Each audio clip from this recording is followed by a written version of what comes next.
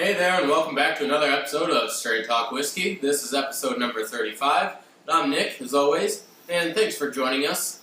Today, we are headed back to the Irish side of whiskeys, and we're going to be taking a look at Green Spot, single pot still Irish whiskey. Now, this will be interesting because this gets us into sort of the traditional way of making Irish whiskey, which is a pure pot still whiskey, which up until recently had its name changed to single pot still Irish whiskey. So this is pot still whiskey, right? Which is grain-wise, we're talking about malted and unmalted barley. Now that dates back way back in history, when the distillers back then used to be, heavily taxed for the use of malted grains, and so what they did was mixed in a bit of unmalted barley, which sort of, could drive the price down a little bit, and spread their whiskey a little bit further and get them through. So now what we're seeing is sort of this resurgence of, the single pot still Irish whiskey. People are curious as to its history and that sort of thing. But if you notice, the price is not lower. The price just goes up and up. Anytime you see a single pot still Irish whiskey, the price is going up there. And it's made with, like I said, malted and unmalted barley. So it's not like the ingredients are, costlier. It's just that people want that sort of, they see it as a unique product, right? Because there's, we have a lot of blends nowadays. When we talk about Irish whiskey. So to have something like this, the single being come from its, this is from the Jameson Distillery, the New Middleton Distillery. So you have that going on for it. And because of its unique value, they can jack up the price. So that's basically what's going on there. But this has a history going way back. Mitchell & Sons.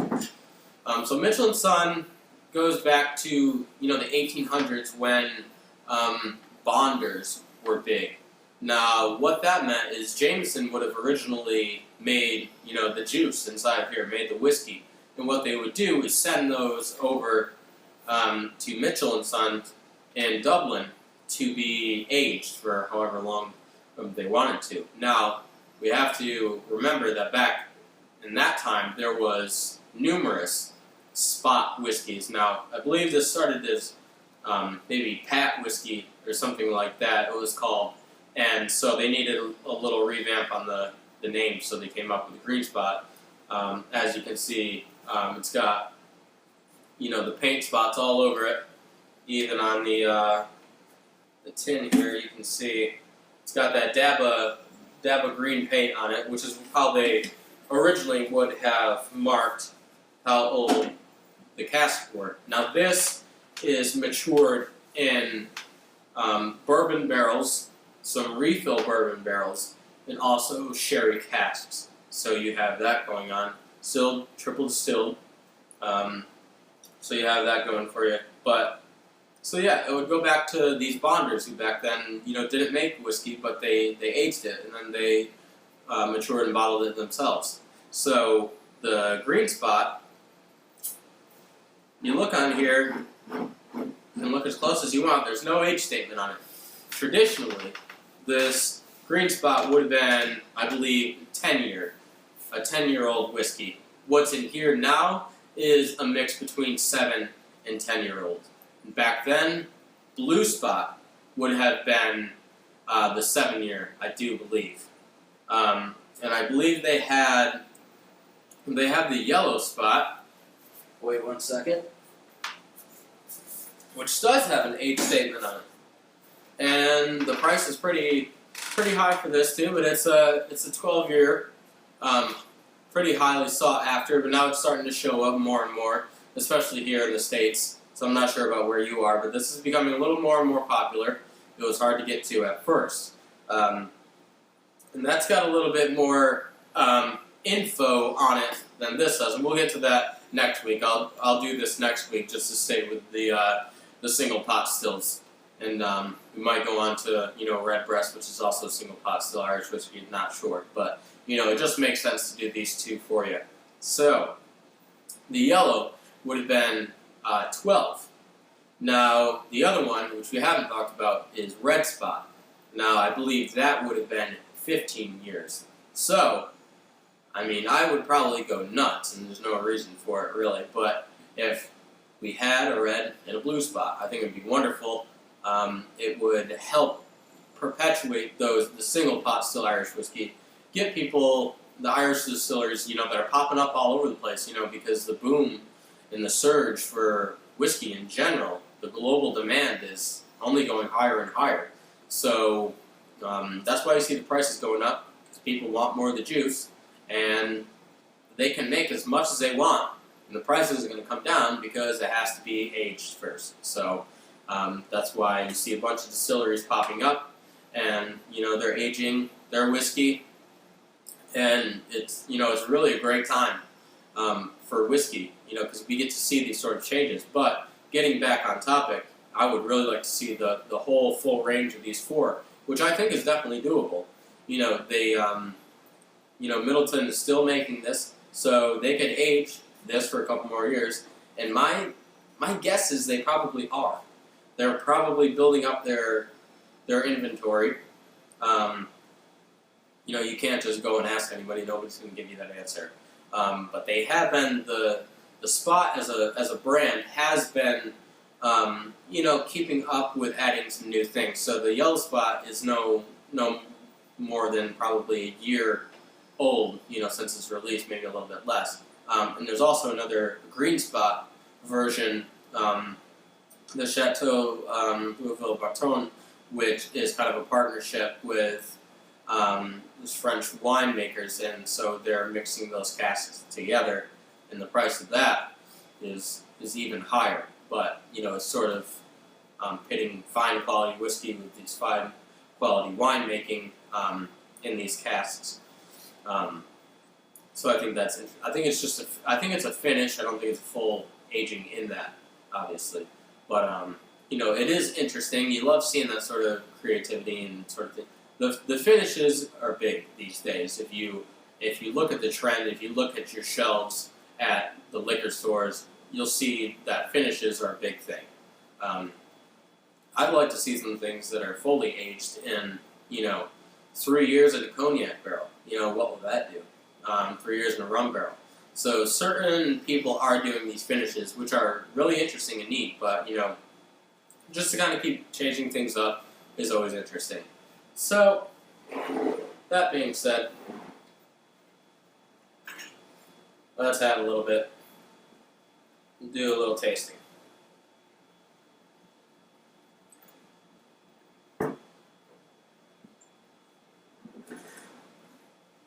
So, let's look at color here, as we always do. A nice, lovely pale gold, just a bright morning gold there going on. We'll do a little race around the old glass here. Gonna look at the legs, 7 to 10 years. We got one here, about, it's a mix. Let's go in for the nose.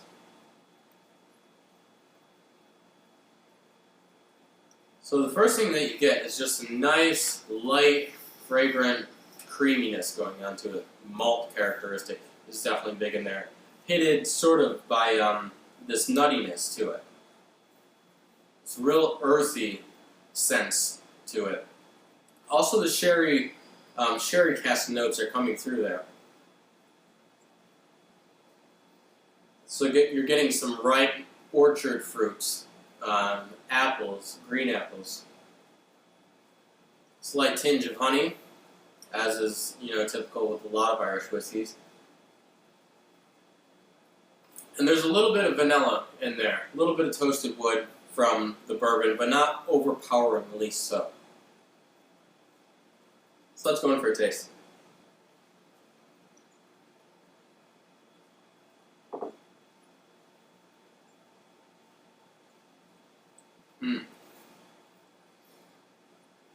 It's definitely lovely. You can definitely taste sort of the history in it, if you will, because you do notice the unmalted barley in there. It's sort of got this earthy graininess to it, this nuttiness, but you also have the creaminess of the malt. It's a great balance. What you get is full when it enters your palate. It's not something that it doesn't initially hit you, but it eases on in there, if you will. So you've got little pops of flavor here and there, some of the sherry, some of the vanilla, but predominantly what kind of levels it all off is this creaminess and the nuttiness, and those two playing against each other, which is it's phenomenal, really. Now, I forgot to mention, it is 40% ABV, so there's that.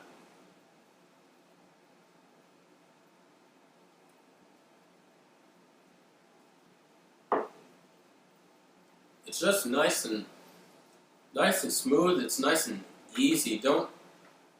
If you see this and you're interested in it, don't be deterred by, oh, the single pot still Irish whiskey.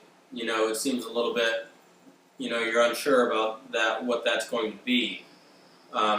Don't be put off by that. Definitely, if you can get your hands on this, or even, if you're at a bar and you see it on the menu, because some, these bars have some whiskey menus to them, or if you see it hiding there on the shelf, definitely get a little bit of it. Just try a glass or two, because it is lovely, and it's a great introduction sort of to the traditional ways of making Irish whiskey. And still, like, on the palate, you get sort of this creaminess and the nuttiness character to it. You almost feel like you're doing something wrong. Like, you're dodging the king's taxes or something like that. You're getting some good stuff that, isn't just the mass-produced, you can buy it anywhere, that sort of thing. Now, certainly you can buy this a good many places, but you know what I mean. It's that type of, like, you feel like you've got, like, a treat, which is just wonderful, really.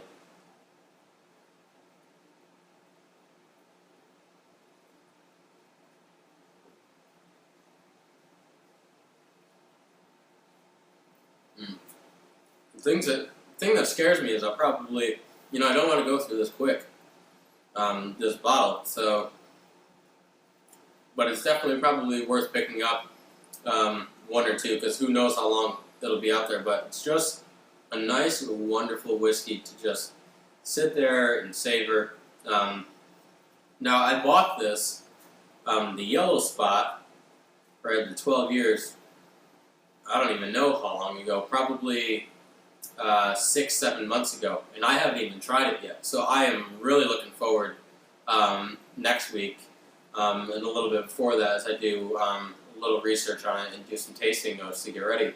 But I'm really interested. I'm really proud that they brought this kind of back into the forefront, because it was, I believe, the 60s, 1960s, I want to say, when Jameson stopped supplying whiskey to the bonders out there, except for, on occasion, to Mitchell & Sons, which they aged in, underground in the center of Dublin for however many years they did.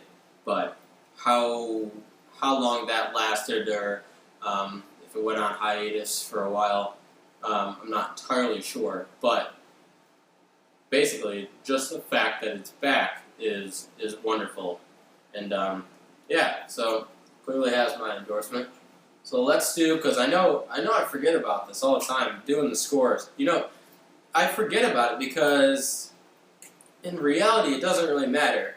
I think it's more important for me to tell you sort of like a bit of the history on it, a bit of the facts surrounding it, and certain notes that I get from nosing and tasting and that sort of thing, and experiencing it, and going out and buying a bottle.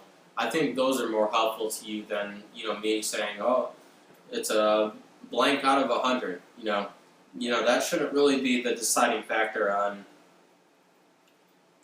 you going to try something for yourself.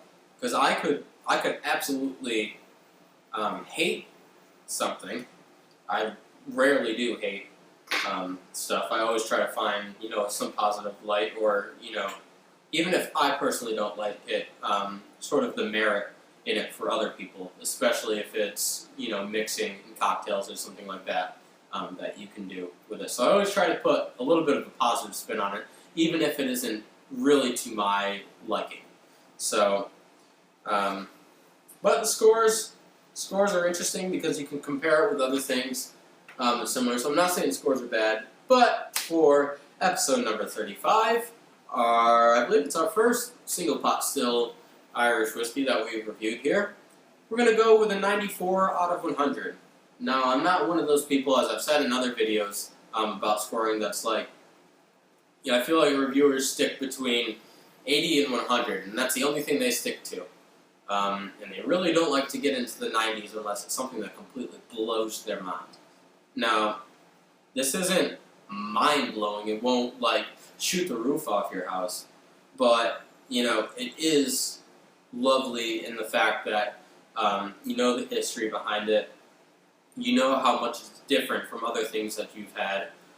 Is there things that you would change about this that doesn't get it to, the 100 out of 100? Because I haven't given 100 out of 100 yet. I'd really like to, but there's no, there's nothing in here about chill filtering or adding caramels. They usually don't say that, but they will on certain ones say that there's no chill filtering, like the 12-year for some reason has that, but I don't see it anywhere on the 10-year, which we know is really 7 to 10. So that would be interesting to know why that's not on there. If they are chill filtering the green spot and not the yellow spot, which is just interesting. And also the 40% ABV, 80 proof. For something like this, I would appreciate it if it was at something a little bit higher. And I know that they have to, be able to stretch the product that they have to get the price down and the quantity up, to sell to more and more people. But, I think it would be interesting if we saw someday a cask version of this. Now, it would probably be astronomical in price, but, it might be worth it if the price is right. So, there you have it. I told you we'd be back on schedule, and so I look forward to next week doing the Yellow Spot review for you. If you have any questions, comments, anything that you'd like to add, just hit me up during the week on Facebook, on YouTube, whatever you want. It's up to you. And so, have a great week, and as always, drink responsibly, and we'll see you next time.